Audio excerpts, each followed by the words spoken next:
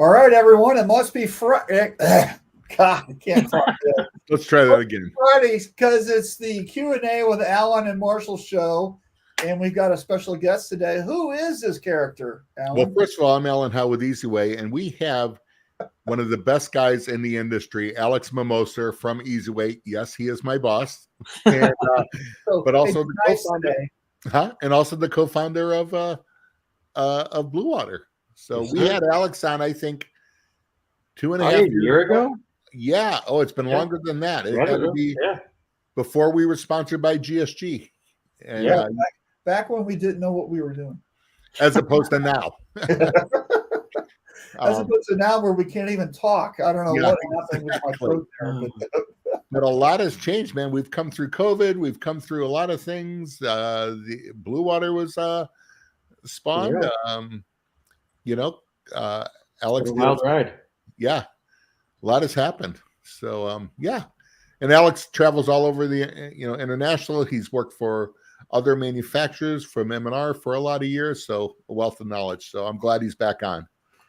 So awesome.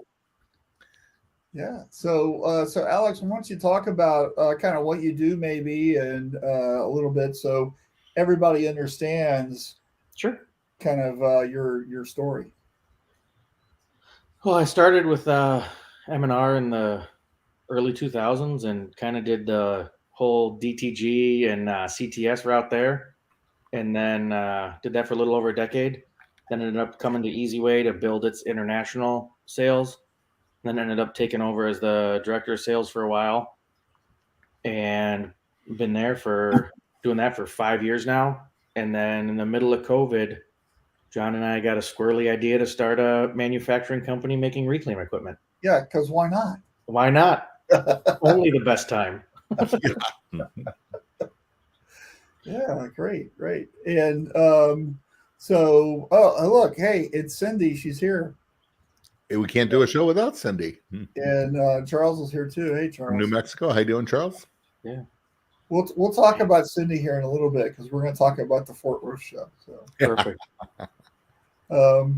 Man, New Mexico. That's great. So you've been in the industry for a while, and you've seen a lot of stuff.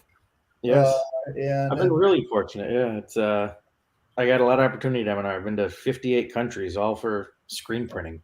Oh, that's amazing. That's amazing.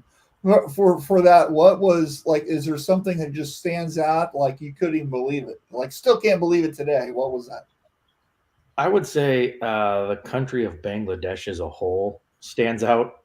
Just both environmental and how they print, and it's unreal the difference in the factories to the street. Honestly, is it like print tables, or like you talking? It's a ton of. I mean, there's automation everywhere. Don't get me wrong. I mean, M&R does very well over there too, but there's a lot of tables. It's a lot of cut piece printing, and a lot of really huge ovals, because everything is print flash dry. Yeah. Right. Yeah. But just the differences between, the factories themselves and the country is, drastic. You walk in a factory and it is crystal clean, clear, white floors. And I love that. It's pretty crazy. I love going to shops that look like you're in a surgical suite. Like, that's like my favorite, as opposed to going into it looks like, did a tornado just hit? What? I was in the shop this week, and it was immaculate. And I said, "This is a clean shop," and he points up on the wall, and there are pictures he got. I'll tell you later, Alex. I'm not going to say who, but it was one of your friends who used to work for him, Easiway, and it is like a filthy shop. Now, the worst shop I've ever been into was with Alex, and it was in Milwaukee, and I'm not going to say the name. Oh, that one, yeah. Yeah, that might be one of the worst places I've ever seen in my career. But I guess this one's from Alabama, and all it had pictures, and he just big words up there. He goes, "This will not be us." Yeah, that's the way to go. Yeah, that's awesome. That's awesome. I love that. Right? Yeah, it was great. But a clean shop is efficient, and yeah, absolutely. Perfect. Well, hey, let's say hey to some folks, and we'll get the show going. So Keith is watching today. Good morning. I'm finally here live. All right. Have you? She's recently had some issues with her Achilles tendon. Or ACL or something. She like really screwed up her leg. So glad to see you're up and around doing stuff. Yeah, I've had replacement ACL surgery back in my younger days. So it's a lot better now. And Cindy's here. Miss you, Alan. See that, Alex? Here. Hey, congratulations, Lee. Yes, sir. Yeah, absolutely. Congratulations. Printing United. I want to have a beer with you, dude. Yeah. So, congratulations. So people don't know, Lee Bryan is with Kiwo, and he is now the VP of Sales, National Sales Manager. Taking over for Gary. Yep. For Gary Gayton, who's retired after many years. So thanks, Lee, for jumping in. Yep. And Sarah's here. Good morning. Hey, Sarah. And Hurley's here as usual. That's good. Chris, and how you doing up there in Canada? And Pete's here. Of course. Hey, Pete. What's up, dude? Pete never comes on until Alex is on. See how it hurts me deeply, Pete. We should have Pete on the show. Pete, would you do the show if we asked you? Because, Oh, he should do it. He's like a stand-up comedian. I'm afraid. Yeah. I don't know who I laugh more with, Pete Jr. or Jeff McHugh. One of the two.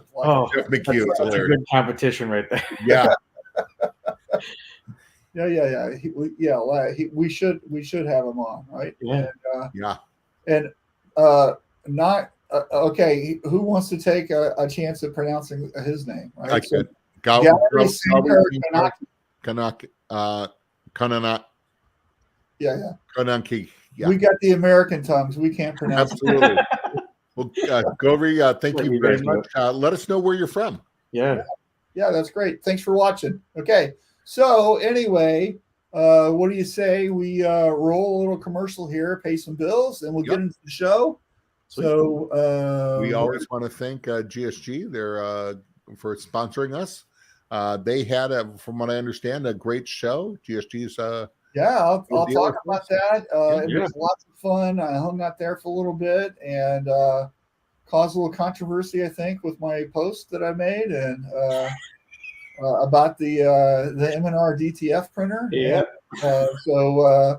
Anyway, we'll get into that in a minute. But first, let's just roll the commercial. All right. There you go.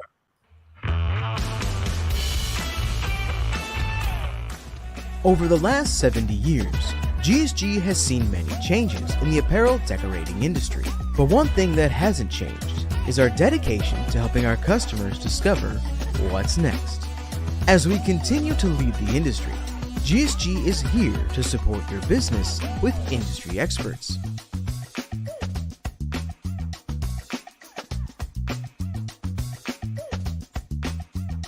The latest innovative products,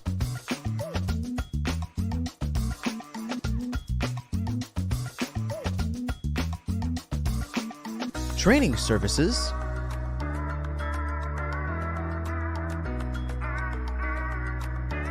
and by delivering the perfect order.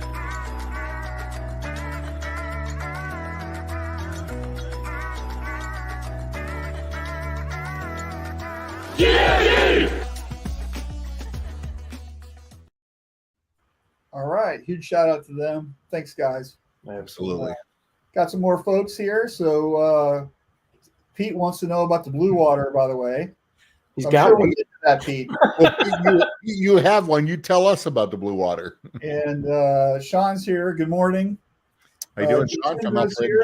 Good morning, Marshall, Alan, and Alex. Jitendra from India. Yeah.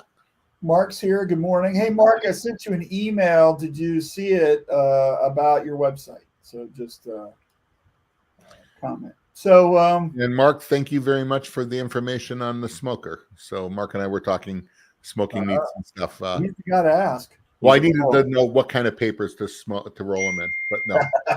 Yeah. Can't believe I just said that. Yeah. Cardboard. Yeah. No. In front of your boss. Hey, good job. Another HR problem. Here we are. HR watching? Yeah. Oh, they are. Sometimes they watch and I don't even know it. Yeah. All right. Well, cool. So we're going to lead the discussion with the same thing we led last week's discussion about, which is ISS Fort Worth. Yeah. So, I was there as a speaker. You were there as a an exhibitor, right? Yeah. So, let's just go with, what's your impression of that show? How'd you guys do? What'd you think overall? I think it was great overall. It started a little bit slow, but man, Thursday afternoon, Friday, and Saturday, we got a ton of really good leads. And I would say they had more qualified leads in our booth than we have in years past. It was, Okay. yeah, I mean, I was very happy with it. I think, I don't think the attendance was as high as it was historically, but the quality of the customers we had in there was awesome. Hey, is that you, Alan Dingham? Yeah. Yeah, I'll be right back, guys. Okay. Marshall, move me backstage if you can. Okay. So anyway, so it was good. Yeah. Yeah, it was awesome. I mean, I don't. What'd you think of the attendance? I mean, you've done that show for 20 years, like I have. from I thought Thursday was a little slow, but Saturday was just crazy. Unreal, really. I mean, and I thought the college football would take it down a little bit, but it had very little effect on it.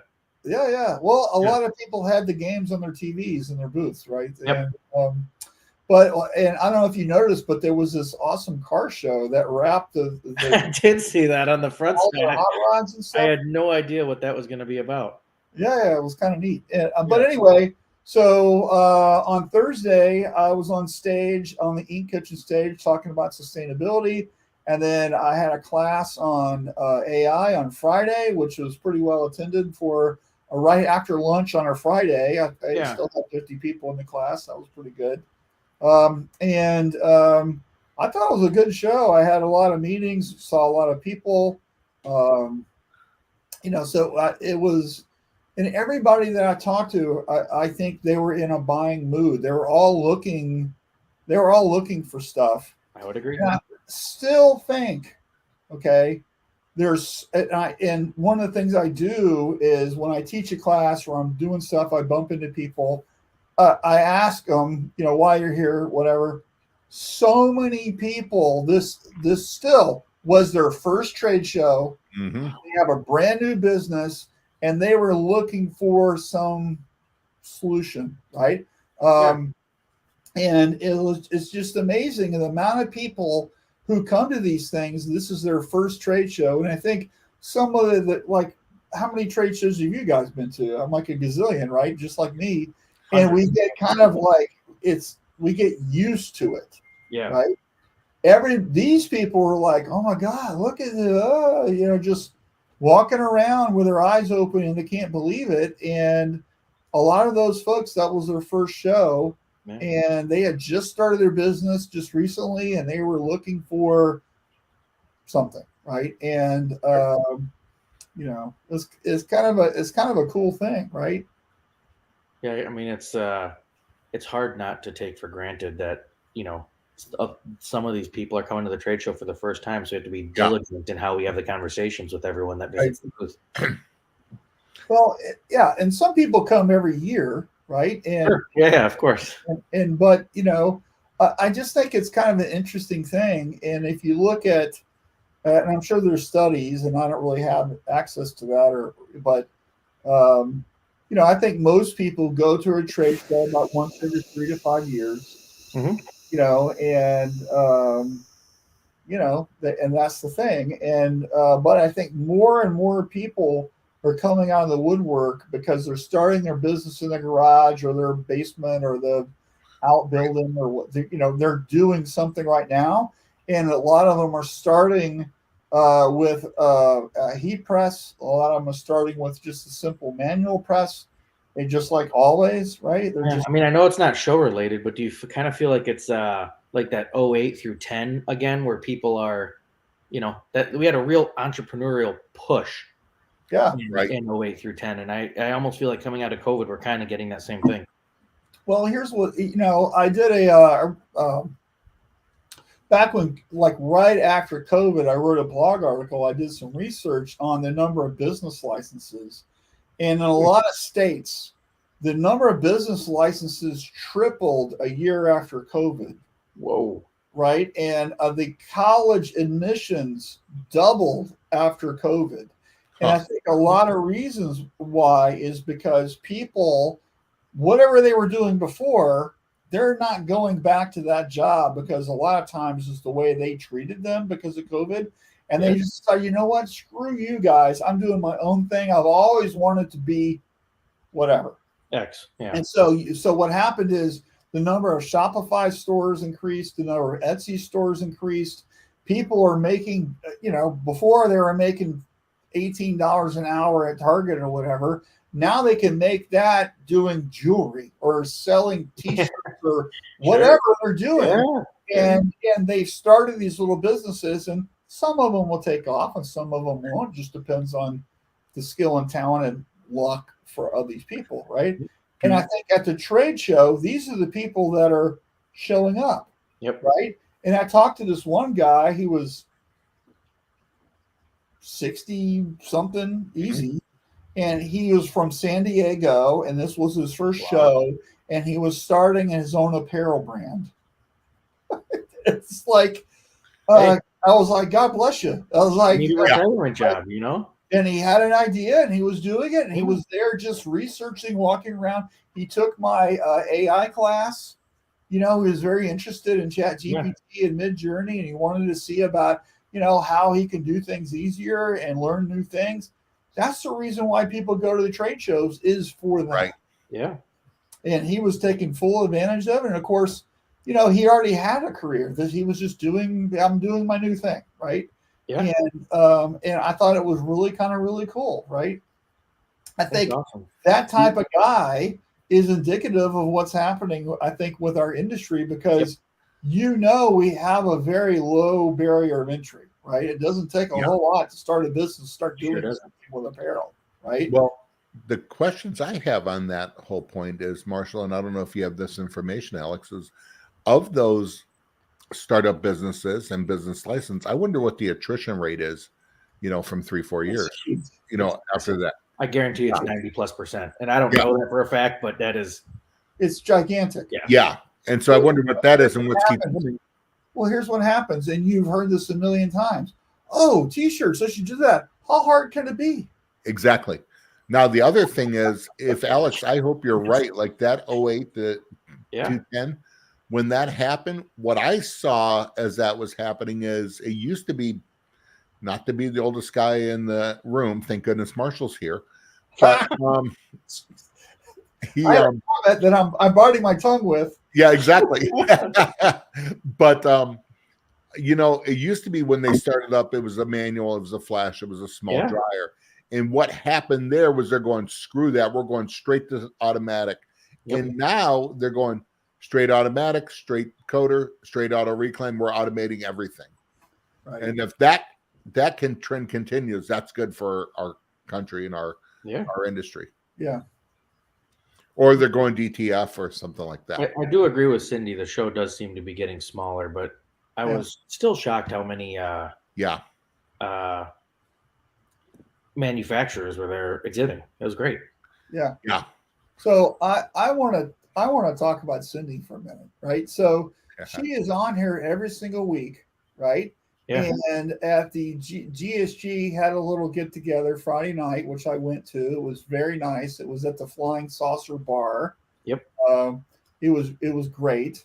And I sat with her husband Russell and her daughter 7, and for 45 minutes, an hour or whatever, and just hung out. And it was wonderful. It was a beautiful evening sitting outside on the little patio there. It was just great. And I think one of the reasons why I think trade shows really resonate with lots of people is because of that opportunity. Yep. And just meeting people and hanging out. And so it was really good. And GSG threw a great party. It was a lot of fun. And they do every year. They've been doing that at that show for as long as I can remember. And I think it's a really great give back for all their customers. They didn't.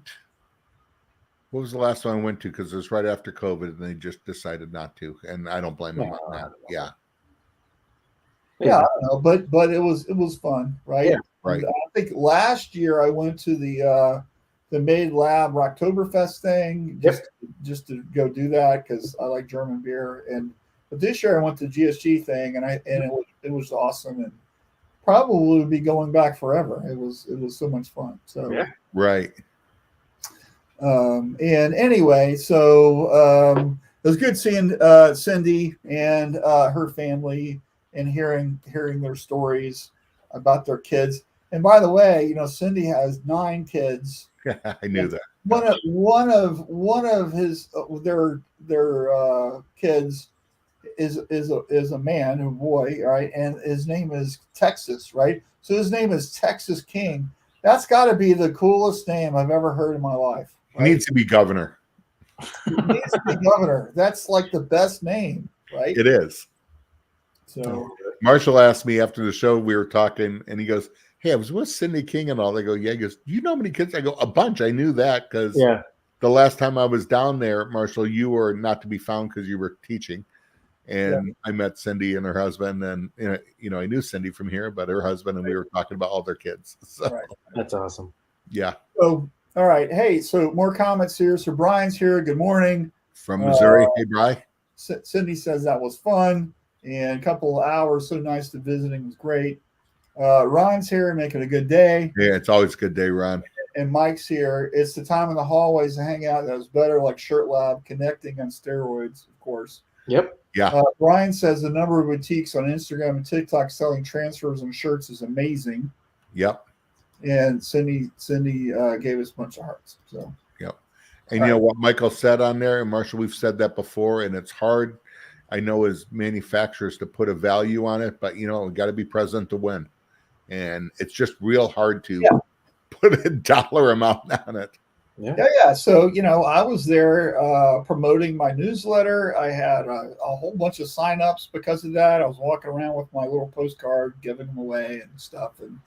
And so it was, I'm there to promote what I'm doing, just like everybody else. Right. I have a little guerrilla marketing, though, no booth, just hand stuff to people. That's right. Yeah. So, but I thought it was a lot of fun. And, so I do want to mention, though, the M&R DTF printer, the Quattro, right? So I was standing there, and Bill Christensen with M&R was giving me the lowdown on how it was made and built and all this stuff, and how they developed it, and they took the whole thing apart and put new things in it, just all that, just the whole thing, and so he goes, "Would you post about it?" I go, "Of course I will." So I threw this thing out there about the piece of equipment, and everybody came out of the woodwork and was slamming me about it, and I thought it was really funny, and it got a lot of comments. Of course, I'm mature enough not to respond, right? Yes. But I'm not taking that bait, by the way, and I'll just leave it sitting there. Yeah. And, the dog turd on the sidewalk that it is. And but it was kind of fun. And I don't know. But I was talking with Fred Greats at the party. Yep. Sold 2 dozen of them. Yeah. On Friday. Nice. Okay. So it's just great, right? So and I think it was a good piece of equipment. And I think if you're in the market for it, the thing that I really like about M&R, the same thing about Easiway, is the fact that you guys back stuff up. You're true to your word. You're doing the thing. You've got a great supply chain, and that's what I was talking about. And so many of these DTF printers are just fly by night kind of stuff. And you've got issues. Who are you going to call? And there's no owner's manual, and there's no other thing. And I know there's some challenges with some other companies. I'm not going to get into all that. And that's what I meant, that there's an adult in the room. That's my comment, was the fact that I think it boils down to service all the time, just like everything, right? Yep. M&R is not going to release crap, right? That's not what they're about, and that was my point, right? So take it for what it's worth. Marshall, Alex, you work there. How that whole culture is about taking care of customers. At the end of the day, it's service and customers. That is what it was built on, and it's what what makes every good company succeed. And one of the things I really like Easiway is this. You guys are the same way, right? Yep. Yeah, And GSG is the same way, and so there's these companies that are out there. They're all about customer first. And I think those are the people you need to work with. And can you save some money by buying something over here? Yes, you can. Right? 100%. Yeah. But does that make it a better purchase? Yeah. It's at what cost? Right. So, yeah. All right. Here's Keith's comment. Right. I have an eye on that, trying to get pricing and more info. So the pricing that is show special for $34,995, and I think it's going to list for $40. Just so you know. And but I bet you, when you, Keith, you can sweet talk them. Come on. Right. So, do I know the speed of the Quattro? 400 feet a minute. Hold on. No. Got it. 400 feet a minute. Right here. I heard. Somehow there's 400 something. I heard the thing on it. All right. So, according to the M&R thing here, perfect, is based on their print resolution, right? Sure. So if you want higher resolution, now one of the things that I really like about it is it has dual print heads, so you're printing with higher quality, and which is something they installed in that, by the way, at 720 by 2400 DPI 8 pass, it's 60 linear feet an hour. If you do 1800 DPI 6 pass, it's 90 feet an hour. If you do 320 by 2400 DPI with 4 passes, it's 120 linear feet an hour, right? So it really depends on like how the quality setting is your. It's a 24-inch printer, right? Yeah. Well, here's what's really great about it is they have installed the Camterra auto rotate thing that they use for the Polaris. So you can hook up your website to it, okay? And I talked to Bill about this. I think the technology is there. I don't think they have it like exactly perfect. But the idea here is that you've got your online store, and as things are coming in, it's automatically going to the printer, and then it's auto rotating and it's multiplying by 5. And somebody isn't doing that, right? Because the software is coming with the machine, right? Again, that's what makes it powerful, is the fact that the automation component of the software, right? Exactly. Just factor the labor there, and you eat up an upfront cost pretty quick. Yep. So I thought that was really cool. And that's swept in there because they're already using that with the Polaris, right? So they already know all about that. Now that's in another piece of digital equipment. That's what makes it really cool. Do we know who the print heads? They're almost all i3200s from Epson. So yeah. So what does it say here? And I'm assuming it's running a DuPont ink. I don't know. So if somebody from M&R was watching, they could tell us. But I don't know. So call M&R; they'll gladly set you straight. So don't want to make this a commercial for the M&R or GSG, our sponsor, either one. Yeah. Well, you can buy from GSG; they'll happily sell you one, right? But anyway, so let's talk more about what you guys know. Let's talk about the blue water and make Pete Jr.'s dream come true, right? Because that's our goal on the show. Pete, we want you to have warm fuzzies and be happy. That's right. So, Alex, why should somebody look into one of these? Well, I think beyond just the blue water, I think auto reclaim as a whole, people should look at. It's I think it's a bottleneck that was never addressed because efficiencies were not needed or not viewed as necessary in that regard. Yeah, like that picture right there. And am I sharing the screen? I'm trying to do it. You are, yeah. You can see the picture of all the screens stacked up there. Yeah. And so if screen printers, if this is you, give me a call. That's right. Sorry. Why is this? Hold on. Yeah. I think we need to get to why, right? Simon said, "Know your why." Why is this an issue, folks? Yeah. So what's happening there? This is actually a picture I took at a client, and they are in need of a auto reclaim. That's the reason I was in there. But what their problem is what everybody's problem is. They can't reclaim enough screens per day. They have to, and then they're running out of screens, and they keep buying screens. and screens their equipment, and they can't get enough reclaim per day. Now, is that a SOP thing? Sure, it could be an SOP. This year, it's more of a labor thing. Yeah, and I think it's the quality of life too. I mean, 100%. everyone wants to hold a power washer all day reclaiming. Correct. Some people really like that, though. There are that, you know what? There's yeah. a unique few in the world that do. I've met a couple of them, but for the most part, that quality of life is really important, and also consistency, right? That's what we try to preach across all aspects of screen printing. Auto reclaim generates consistency and ease of training and application. It does everything that an automatic press does for the manual printer, right? Who wants to do dishes all day? Nobody. No one. Yeah. And that's our job. Yep. So, there's some unique things about the Blue Water order of operations is quite unique in the industry. We try to take care of everything up front in the machine and then use the rest of the machine for finishing, whereas most of our competitors end up using the entire machine to do the process. I don't know how to turn my ding off for my... Is that yours or mine? It's mine, I think. I don't know how to turn it off. Yeah, my phone's off, so that's okay. It's my Mac. Yeah. Yeah. But on your Mac, on the upper right, there's the settings for notifications.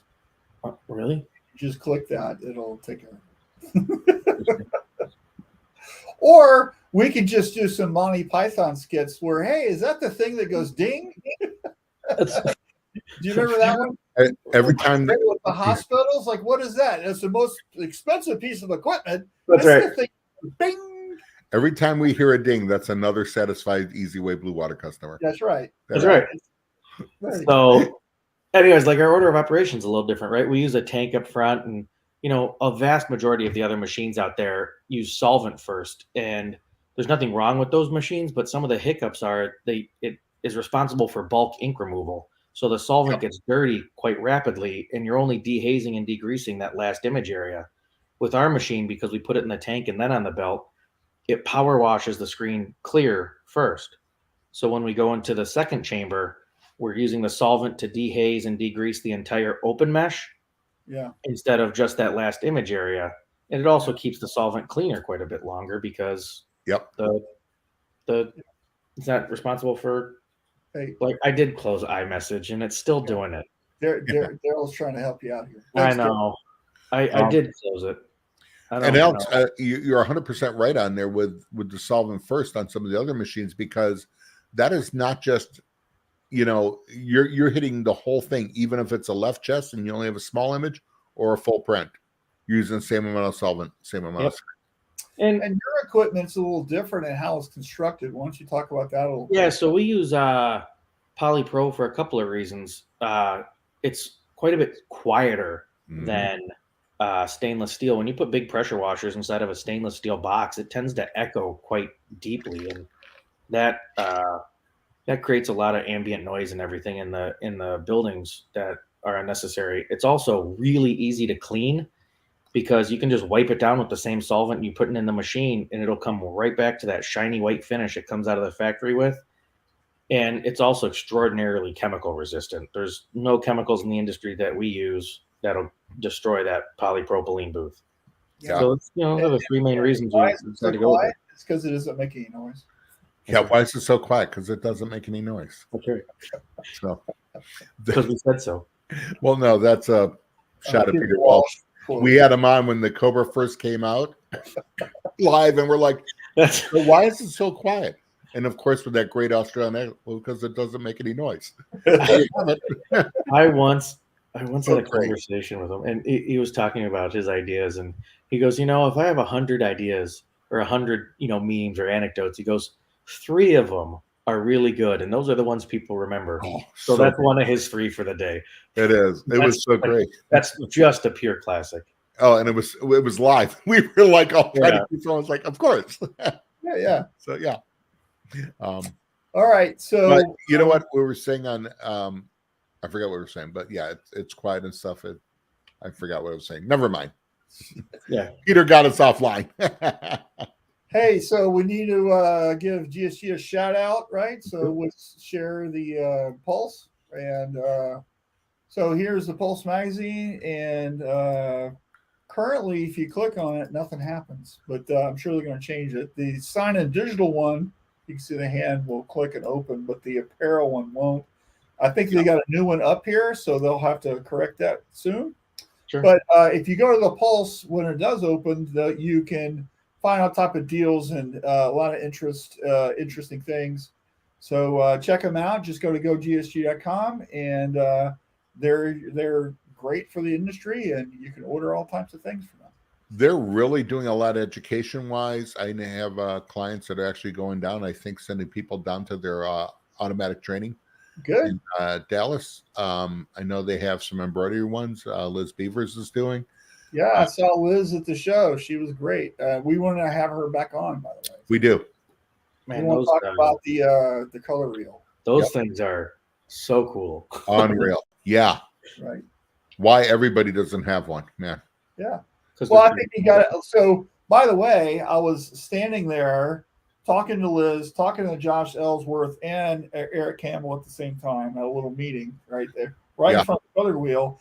And I go, Eric, so I know why we should get this, but why shouldn't we get it? She's like, well, if you're just trying to do simple logos and stuff, this really isn't a good thing. Well, the color wheel is really good if you're doing a lot of blends, a lot of gradations, a lot of interesting colors, and how it really, and it was walking us through it, and how it really works is, it dyes the thread. Let's say you go from purple to orange or whatever, right? Yep.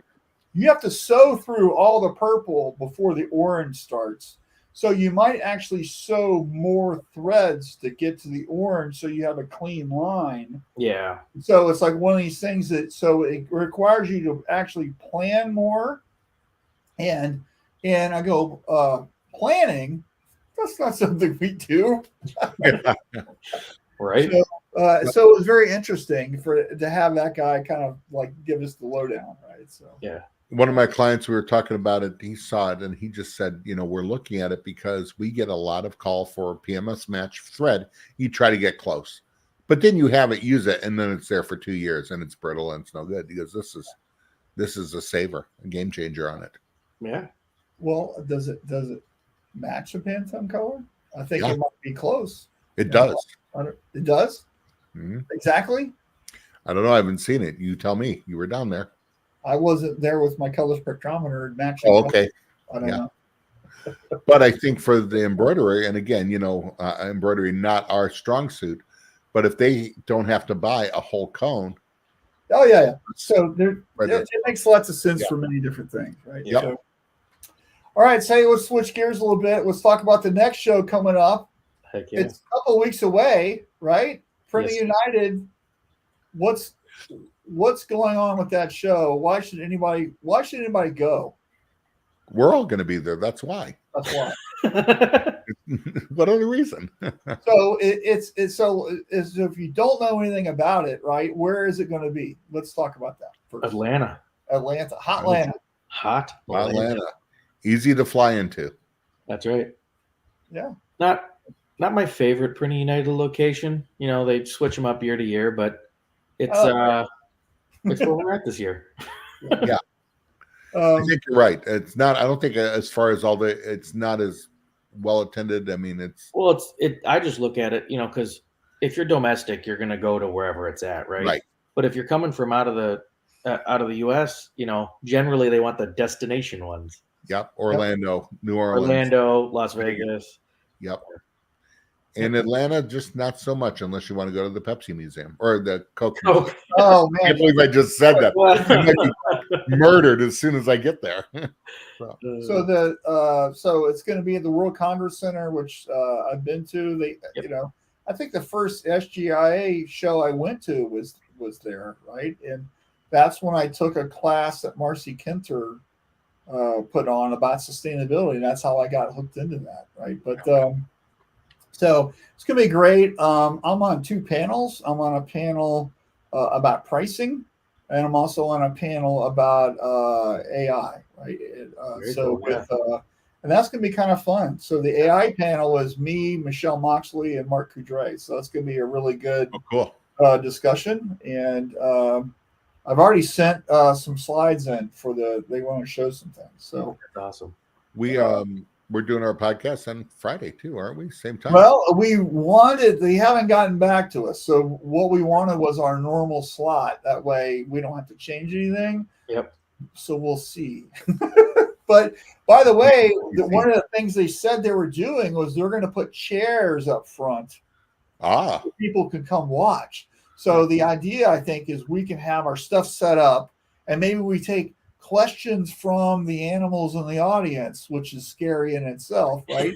We never know who will come by and what question. Who's going to come by and ask us something really weird? I don't know. There are certain people from Easiway Blue Water. I'm like, I'd be terrified if they come and start with no filter. With no filter whatsoever. But yeah.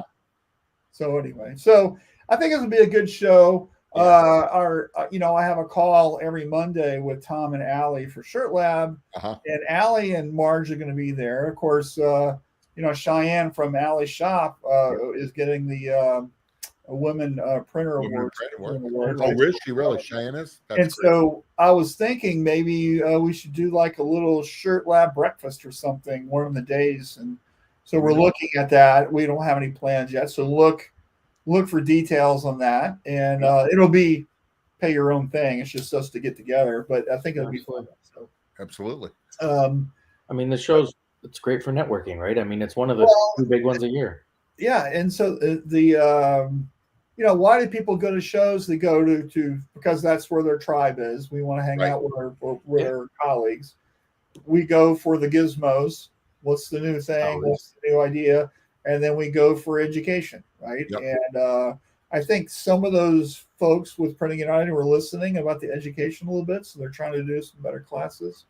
And so we'll see how they do. From last year they didn't really do anything, so this year there's going to be an improvement because they are doing things.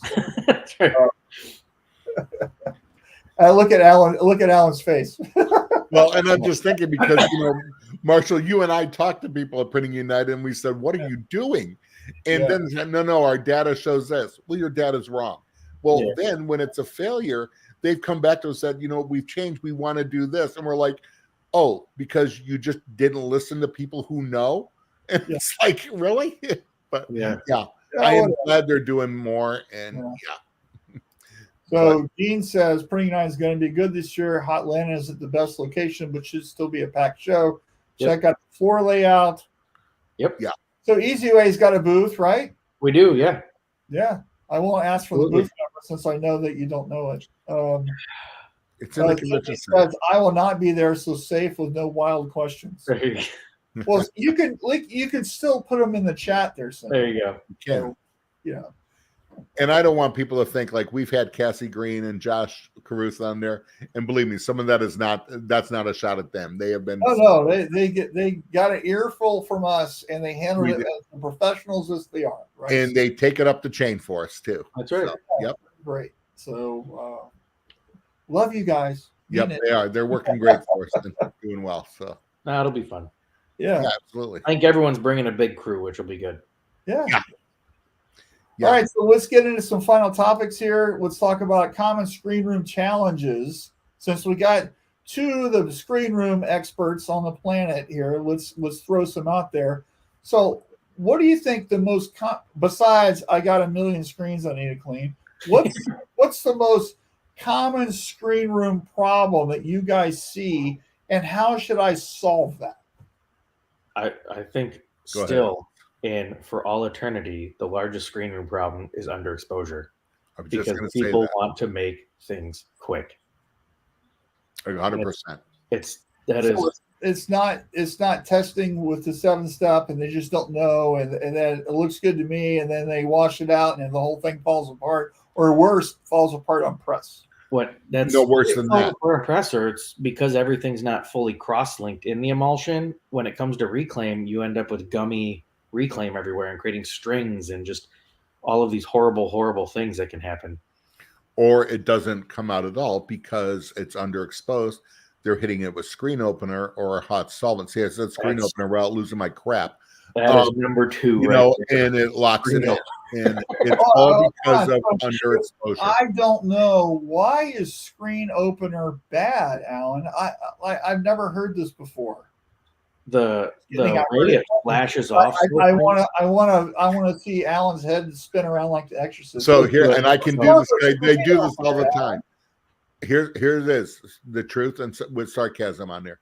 Screen opener is a great product. It is an aerosol. It's convenient. It doesn't, but here's what it does. It doesn't clean well. It is a carcinogenic.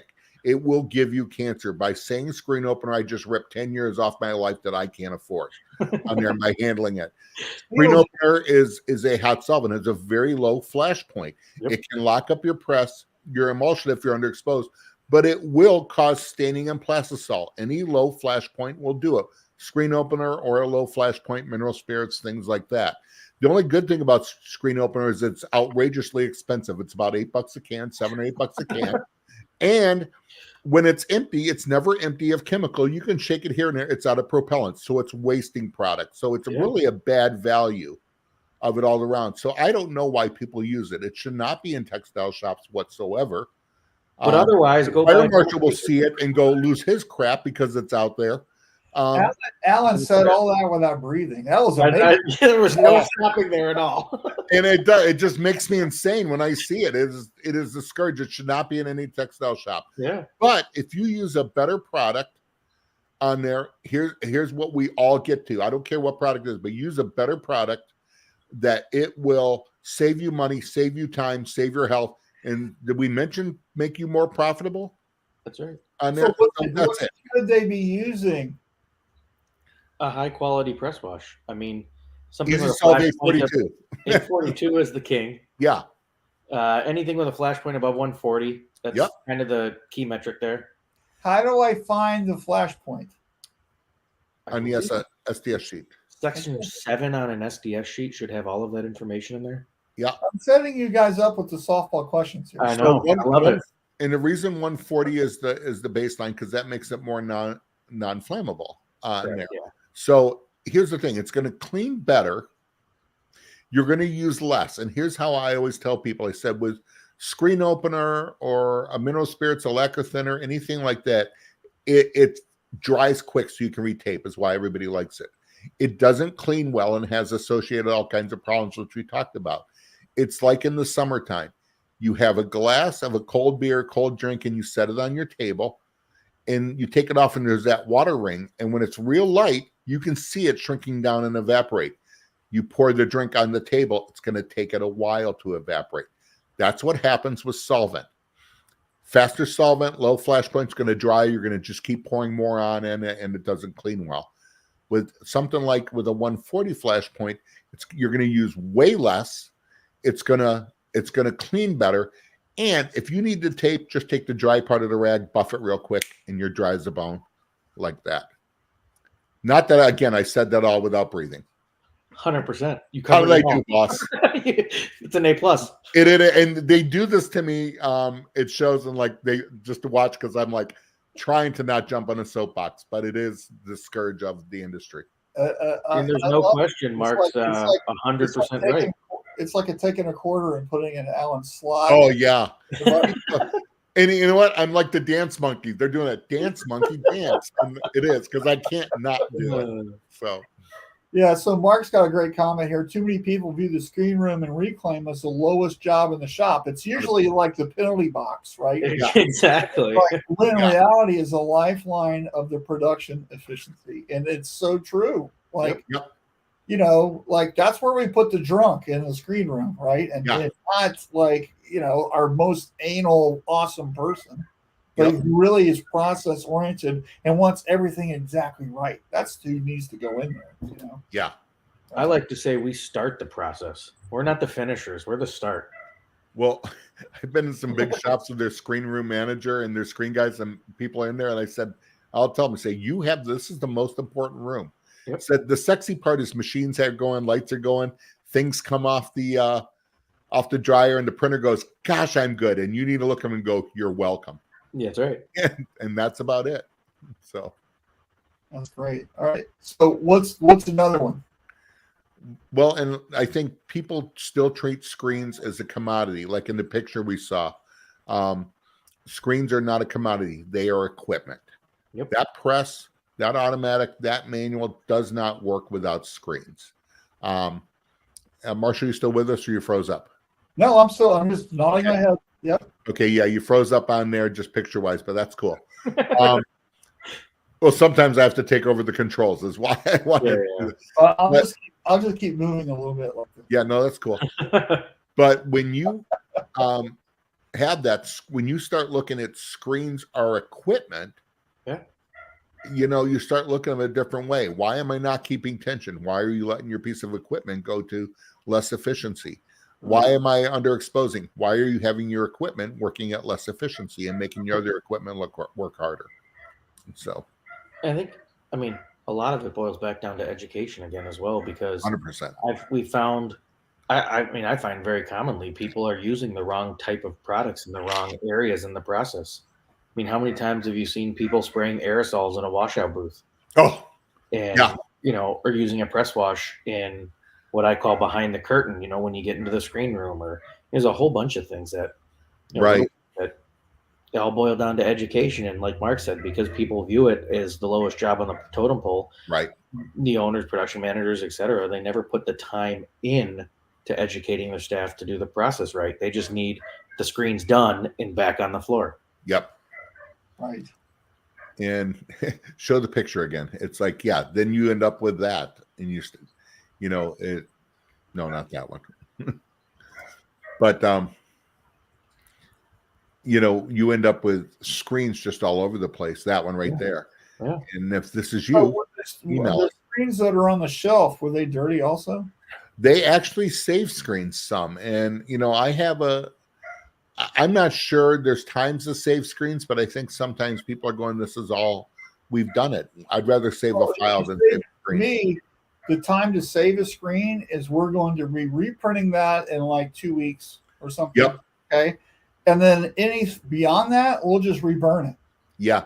If you have your SOP set up where you can have screens coded, ready to go, you just pull the file and print it. Especially, I was going to say, even like if you have the CTS and correct all this other technology, I feel like even just because labor is such a huge factor now, that just the labor alone and going to look for a screen, if your catalog system's mediocre, would crush you compared to just making a new screen. 100%. So so we see the same things over and over. I think no matter what shop, and it's not just small shops, it's big shops, all of them, No question. And it's a breath of fresh air when you have a guy going, no, I check exposure all the time, and they're showing you on there. It just makes things way easier. So the way out of this hole is this thing, right? What's going on? Marshall, you're breaking up. So I think we lost. You still there, Marshall? Okay, I got. Sure what's going on? Your voice is roboting. Sounds like a robot. Yeah. I am a robot. It's the AI, Marshall. That's right. It's actually Phoenix. They've melted his equipment. So, Marshall, I think your question was, so what's the way out? Is it a blue water? Is it a reclaim system? I changed the header here. It's got it. Yeah, it's what we're talking about. I was trying to be segue. Oh, yeah. Cool. Go ahead. Yeah. It's just what we were talking about before the show, right? When, I guess if you stop looking at every avenue of your business, you end up with a screen room that looks like that picture right there. You should be constantly looking at improving all aspects of the printing process. Right. And that's the thing is, a lot of people aren't in a continuous improvement there. We should always be looking to do 1% better all the time. This is interesting right here. Yeah.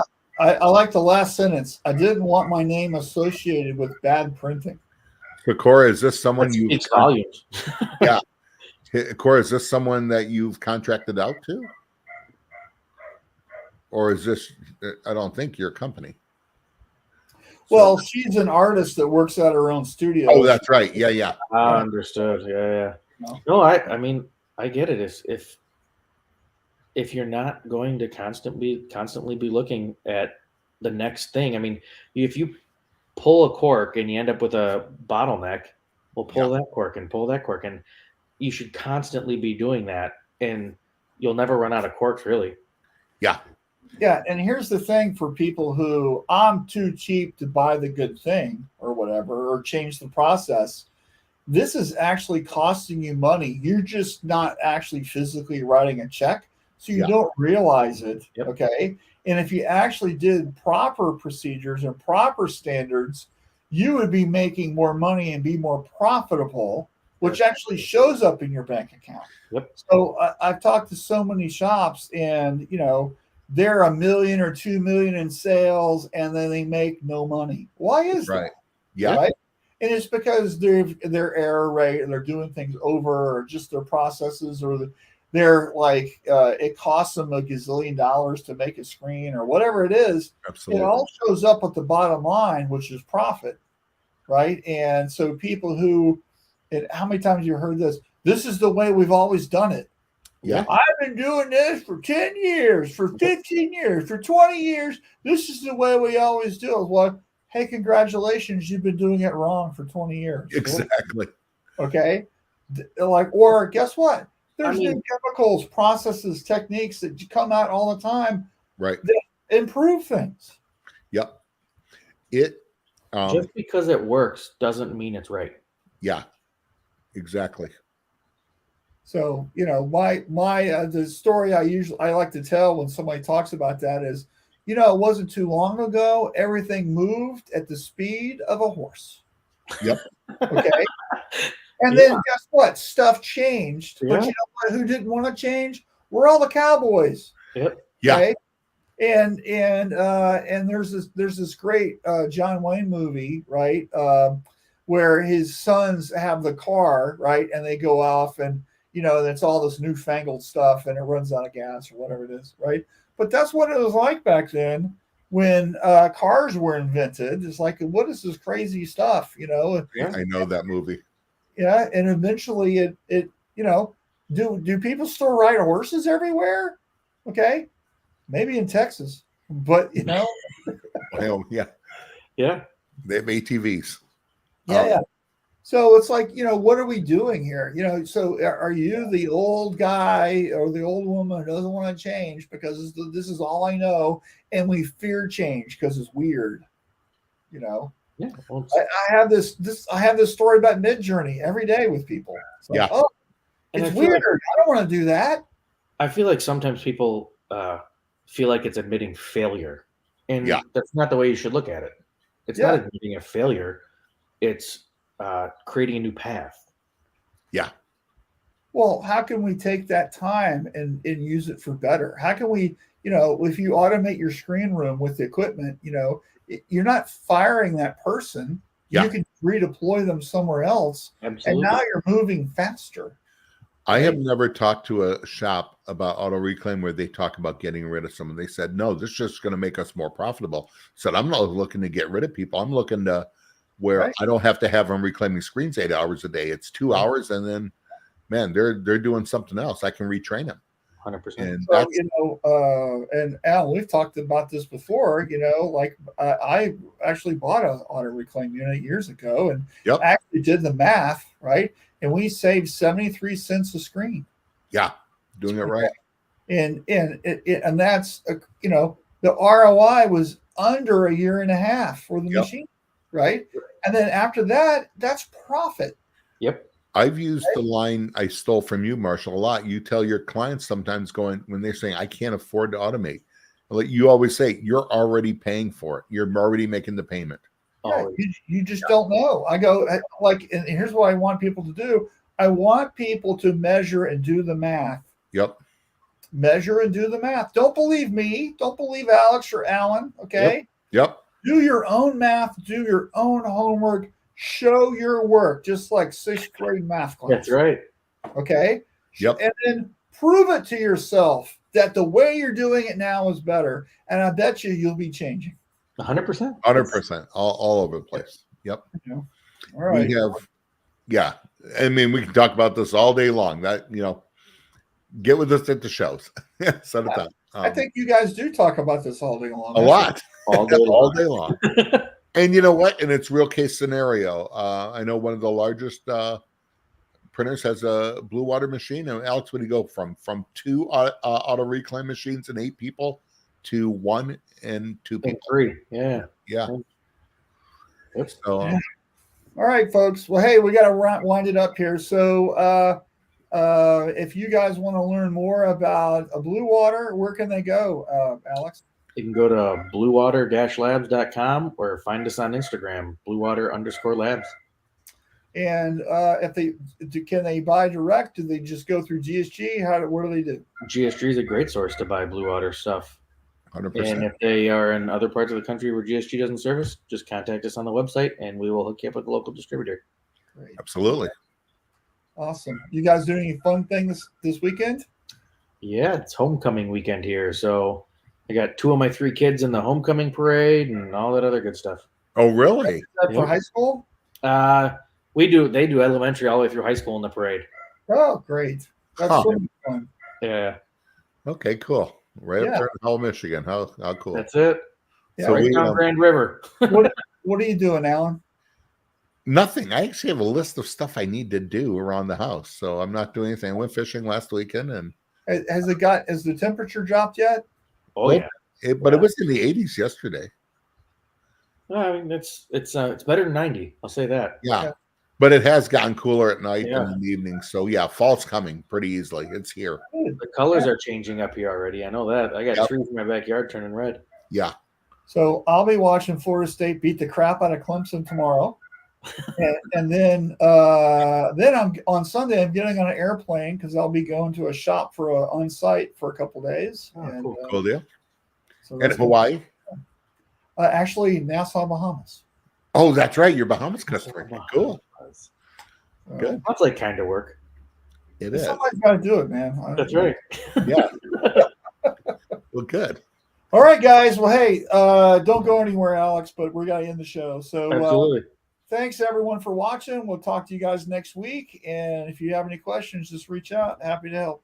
Have a great week, everyone. See ya.